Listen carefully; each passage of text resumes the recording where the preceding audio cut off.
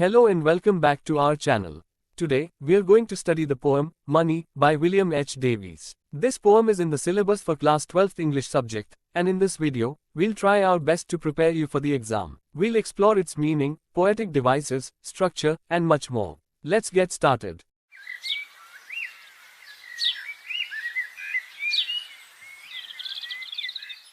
Before we dive into the poem, let's get to know the poet. William Henry Davies was a Welsh poet and writer born in 1871. He is known for his unique and simple style, often depicting the struggles of the common man in his works. Some of his famous works include Leisure and the Autobiography of a Supertramp. The poem consists of 5 stanzas. Each stanza has 4 lines. The poem follows a consistent rhyme scheme with slight variations. This structure makes Money a quatrain poem, which is a poem composed of 4-line stanzas. The rhyme scheme adds a musical and rhythmic quality to the poem, contributing to its overall impact. Let's go through the poetic devices employed in this poem. Alliteration is the repetition of initial consonant sounds in neighboring words. Antithesis involves contrasting ideas or words within the same sentence or stanza for emphasis. Consonance is the repetition of consonant sounds within or at the end of words. Enjambment is a poetic device where a sentence or idea spans over more than one line of poetry, stanza, or couplet. Exclamation is the use of an exclamation mark to indicate strong emotion or emphasis. Onomatopoeia uses words that imitate or resemble the sound they describe. Metaphor is a figure of speech that compares two unlike things without using like or as. Metonymy is a figure of speech in which one word or phrase is substituted with another closely associated word or phrase. Simile is a figure of speech that compares two unlike things using the words like or as. Repetition involves the deliberate reuse of words or phrases for emphasis or poetic effect. Let's go through the themes that lie within the verses of this poem. The insufficiency of wealth. One of the central themes of the poem is that material wealth, represented by money, is insufficient to bring genuine happiness or fulfillment in life. The poet suggests that, despite having money, the speaker was not truly happy because of the insincere friendships it attracted. This theme highlights the idea that wealth alone cannot provide lasting happiness or contentment. The value of authentic friendship. The poem underscores the importance of authentic and genuine friendship. It contrasts the false friendships that wealth can attract with the true and sincere friendships that the speaker finds when they become poor. This theme emphasizes that true companionship and relationships are more valuable than material riches. The inverse relationship between money and happiness. The poem explores the inverse relationship between money and happiness. It suggests that as the speaker's wealth increases, their happiness decreases due to the insincerity of the friendships. Conversely, when the speaker becomes poor, they find genuine happiness in the authenticity of their few true friends.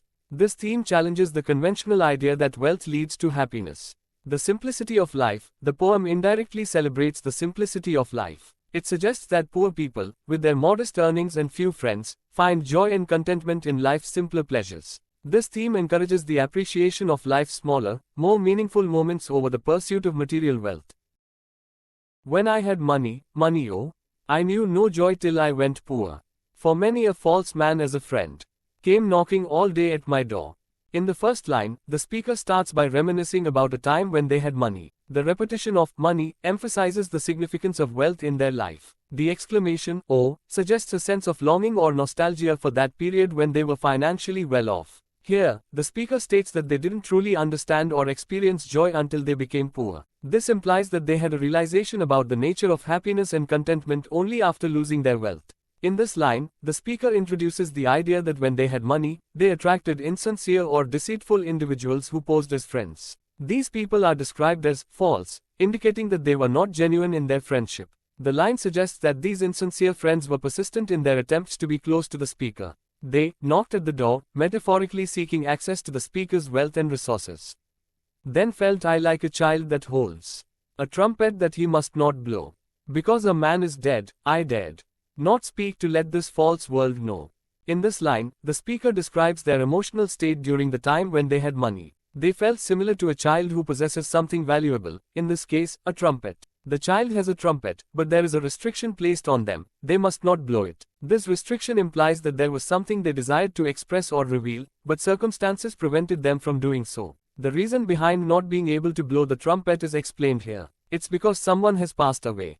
The speaker refrained from speaking or expressing their true thoughts or feelings to prevent the false world from knowing something important. This suggests that the speaker felt constrained from revealing the truth or exposing the insincere nature of the world around them. As a rich man, he felt that he had to hide his wealth from others to keep fake friends away.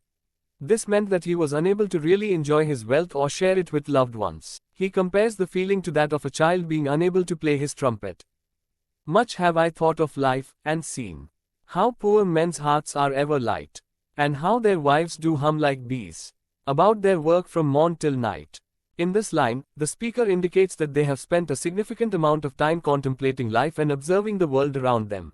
Here, the speaker reflects on what they have observed about the emotional state of poor individuals. Poor people, in their experience, tend to have light or cheerful hearts. This implies that despite their material poverty, these individuals find happiness or contentment in simpler aspects of life. The speaker extends their observation to the wives of poor men. They describe these women as humming like bees. This metaphor suggests that these women are industrious and hardworking, akin to bees diligently working in their hive. This line reinforces the idea of the diligence and hard work of the women in poor households. They are depicted as being engaged in their work continuously, from morning until night. So, when I hear these poor ones laugh, and see the rich ones coldly frown, poor men, think I, need not go up so much as rich men should come down. In this line, the speaker expresses how they feel when they hear the laughter of these poor individuals. The use of so suggests that the observations made in the previous stanza lead to a certain conclusion or feeling. Here, the speaker contrasts the behavior of the poor with that of the rich. They note that the rich, in contrast to the laughter of the poor, tend to have cold or stern expressions, indicated by coldly frown. This contrast highlights the differences in emotional states between the two groups. In this line, the speaker shares their opinion or thought. They believe that it's not necessary for poor people to strive for upward mobility or to attain higher social status. The stanza concludes with the idea that instead of poor individuals striving to improve their status, it's the rich who should come down or lower themselves. The narrator feels that it is not the poor man who should strive towards gaining more wealth, but rather the rich man who should seek to achieve a more humble lifestyle. When I had money, oh, my many friends proved all untrue. But now I have no money, oh, my friends are real, though very few. This line returns to the speaker's reflection on their past wealth, once again emphasizing the significance of money in their life. The repetition of money, and the exclamation, oh, convey a sense of nostalgia or longing for that time. Here, the speaker reflects on the nature of their friendships when they had money. They assert that their many friends turned out to be untrue or insincere. This line emphasizes the idea that wealth can attract false or opportunistic friendships. In this line, the speaker shifts the focus to their current situation, stating that they no longer have money. This further highlights the change in their financial status from the earlier verses. The stanza and the poem conclude with a notable shift in perspective. The speaker suggests that their current friends, despite being few in number, are genuine or real. This implies that their experiences with poverty have helped them discern and value the authenticity of their friendships over their quantity. The title, Money, immediately draws attention to one of the central themes of the poem, which is the role of wealth and material possessions in a person's life. It sets the stage for a discussion about the impact of money on happiness and friendships. In the first stanza, the speaker reflects on a time when they had money but emphasizes that they did not experience true joy during this period. False friends came to their door, highlighting how wealth can attract opportunistic and insincere individuals. The repetition of money, oh, and the use of exclamation express the significance of wealth in the speaker's life. In the second stanza, the speaker likens their situation to that of a child with a trumpet they cannot blow, symbolizing their inability to express their true feelings or thoughts. They dare not speak to reveal the true nature of the world around them, emphasizing the speaker's sense of restraint and silence. In the third stanza, the speaker reflects on their observations of life, noting that poor people often have light hearts and diligent wives. This stanza contrasts the simplicity and contentment found in the lives of the less wealthy with the struggles and insincere friendships associated with wealth. In the fourth stanza, the speaker observes the laughter of the poor and the cold frowns of the rich. They suggest that it is the rich who should show empathy and come down to a more humble level. This stanza emphasizes the contrast between the emotional states of the poor and the rich. The final stanza reflects on the fickleness of friendship. The speaker had many insincere friends when they had money but now values their few true friends in their less prosperous state. This stanza underscores the theme that true friendship is not based on wealth but on authenticity and loyalty. The poem ultimately conveys the idea that genuine happiness and authentic friendships are more valuable than material wealth. It critiques the superficiality of relationships formed for financial gain and highlights the contentment found in the simplicity of life. The poem evokes a sense of nostalgia, longing, and introspection. It encourages readers to reflect on their own priorities and the nature of their relationships.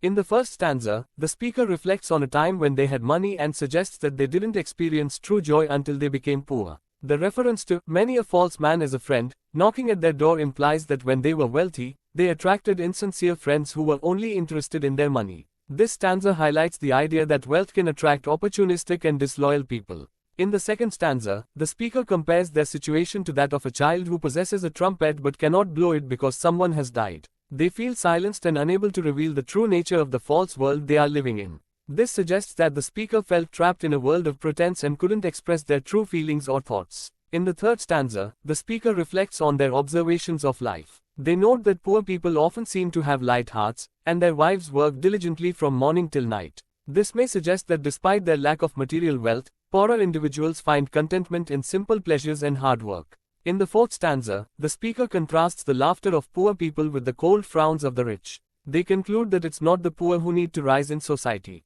but rather the rich who should come down to a more humble and compassionate level. This stanza conveys a sense of empathy for the less fortunate and criticism of the wealthy who may lack empathy for others. In the final stanza, the speaker reflects on the fickleness of friendship. When they had money, they had many friends who turned out to be untrue or insincere. However, now that they are without money, their friends are genuine, though few in number. This underscores the idea that true friendship is not based on wealth but on authenticity and loyalty. In conclusion, Money, by William H. Davies conveys the idea that wealth can attract false friendships and insincerity, while poverty can reveal the true nature of people and relationships. It also emphasizes the value of genuine friendship over material riches.